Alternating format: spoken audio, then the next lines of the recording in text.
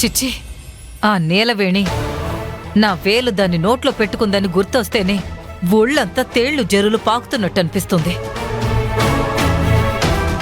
కాంచనా, పాప మా అత్తయ్య గారు, కట్టైన వేలుకి నువ్వు కట్టు కట్టగలవు గాని కోపంతో మండిపోతున్న గుండెకి మందు రాయలేవుగా. బావా, ఆ మండే గుండెకి మందు రాసేలోపే నీ మాటలతో ఇంకా మంట పెట్టేలా ఉన్నావు కదా. ఏంటో నిమిష, నేను ఓదార్పుగా మాట్లాడినా అందులో ఉద్దేశాన్ని మాత్రం మీరు అర్థం చేసుకోలేకపోతున్నారు. అబ్బబ్బా, మీ నస ఆపుతారా? నాతో మాట్లాడ్డానికే నాకు 3 అడుగుల దూరంలో నిలబడి మాట్లాడే నీలవేణి ఈరోజు నన్ను ముట్టుకుందే, నా వేలు దాన్ని నోట్లో పెట్టుకుందే. అసలు దానికింత ధైర్యం ఎక్కడి నుంచి వచ్చింది?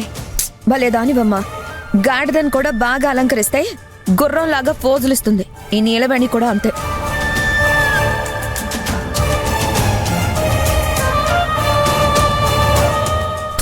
పనిదానిలాగా ఉంచకుండా నాన్న దాని విలువ పెంచడానికి చూస్తారు, తారక్ దాని స్థాయిని పెంచడానికి చూస్తాడు.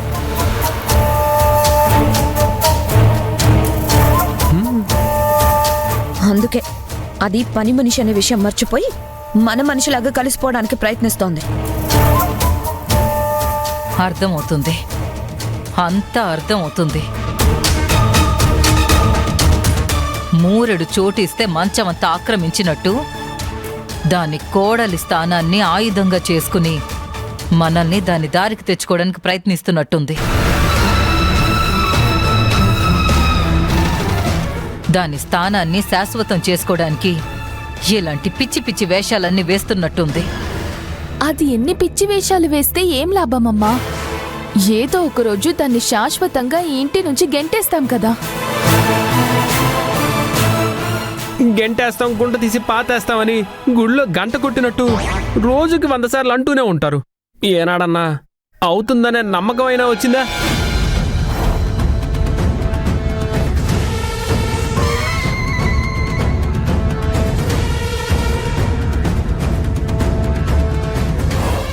మా ఆయన అన్నాడని కాదు కానీ ఒక్కోసారి నాకు కూడా అలాగే అనిపిస్తుందమ్మా.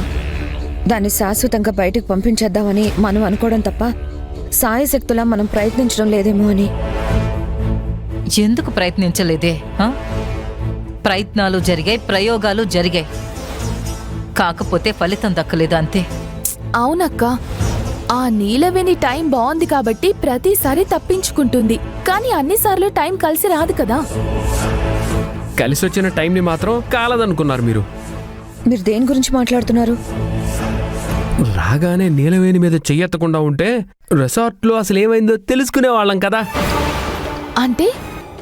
అంటే ఏముంటుంది, శోభనం సక్సెస్ అయిందో ఫెయిల్ అయిందో తెలుసుకునే వాళ్ళం కదా. చిచి, ఇలాంటి విషయాల్లో తలదూరుస్తున్నారేంటి? అయ్యో కాంచన, అత్తయ్య గారేమో అర్చనని తీసుకొచ్చి తారక్కి పెళ్లి చేద్దాం అనుకుంటున్నారు. ఈ లోపే వాళ్ళిద్దరికి శోభనం అయిపోయి 10 నెలల తర్వాత ఓ పాపో బాబో పుట్టేస్తే ఇక అర్చన కదా హట్టించేట యూటర్న్ తీసుకుని వెళ్ళిపోవాల్సిందే కదా.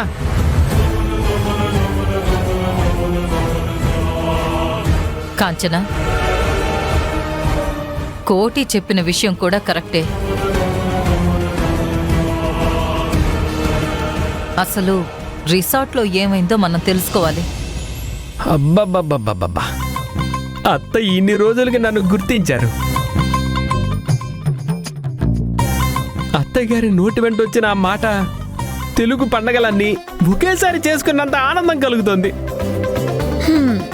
మరీ ఎక్కువగా తేలిపోకండి, అక్కడి నుంచి పడ్డారంటే మోకాళ్ళు విరగ్గలం.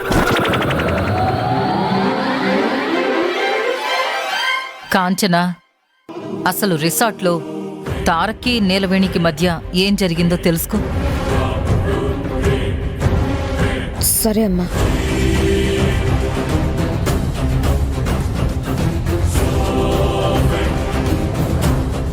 మనం ఎందుకు వెళ్దాం పద.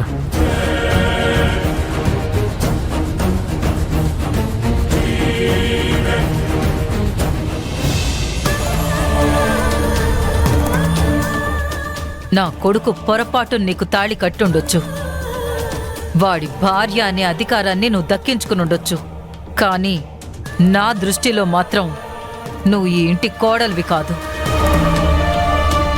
పని మనిషివి.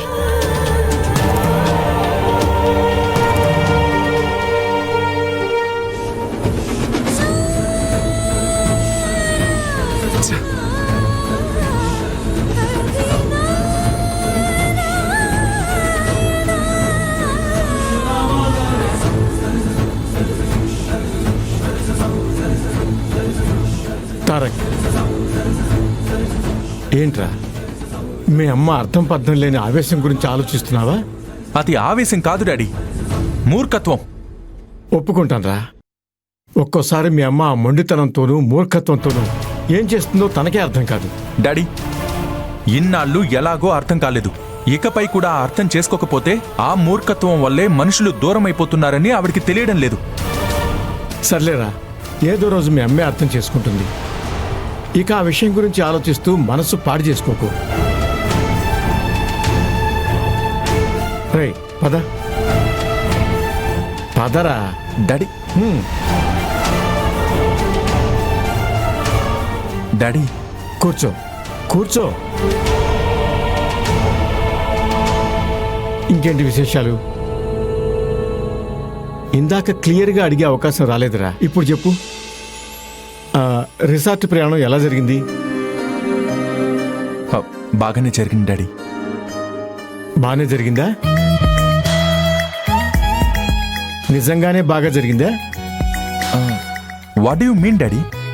నేను అడిగిన ప్రశ్న అర్థం కానట్టు అమాయకంగా ఫేస్ పెట్టకు. నేను మిమ్మల్ని పంపించింది ఎందుకు? ఏకాంతంగా ప్రశాంతంగా శోభనం జరుపుకొని వస్తారని. దాని గురించి అడగకుండా ఇంకా దేని గురించి అడుగుతానరా?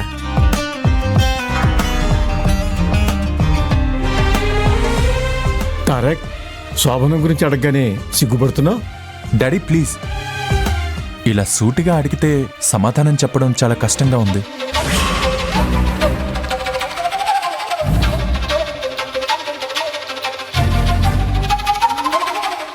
చెప్పరా. నువ్వు నీలవేణి అసలైన భార్యాభర్తల బంధం మొదలుపెట్టినట్టే కదా? డాడీ,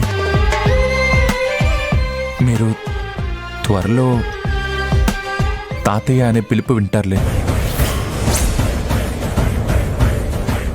తారక్, నిజమే చెప్తున్నావుగా? అవును డాడీ, మన ఇంట్లో అమ్మ, నాన్న, తాత అనే పిలుపులు అతి త్వరలోనే వినడానికి సిద్ధంగా ఉండండి.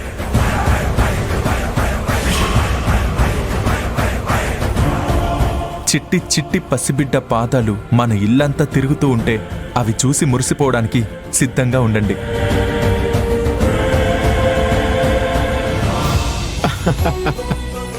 ఇంకేం చెప్పనవసరం లేదురా. అయితే అసలైన భార్యాభర్తల బంధం మొదలు పెట్టేశారన్నమాట. నాకిప్పుడు సంతోషంగా ఉందిరా. నువ్వన్నట్టు అతి త్వరలోనే ఒక పాపనో బాబునో మీరిద్దరూ కనేసి నా చేతుల్లో పెట్టేస్తే వాళ్లతో ఆడుకుంటూ కాలక్షేపం చేసేస్తాను. డాడీ, అనుకున్నవన్నీ త్వరలోనే జరిగిపోతాయిలే.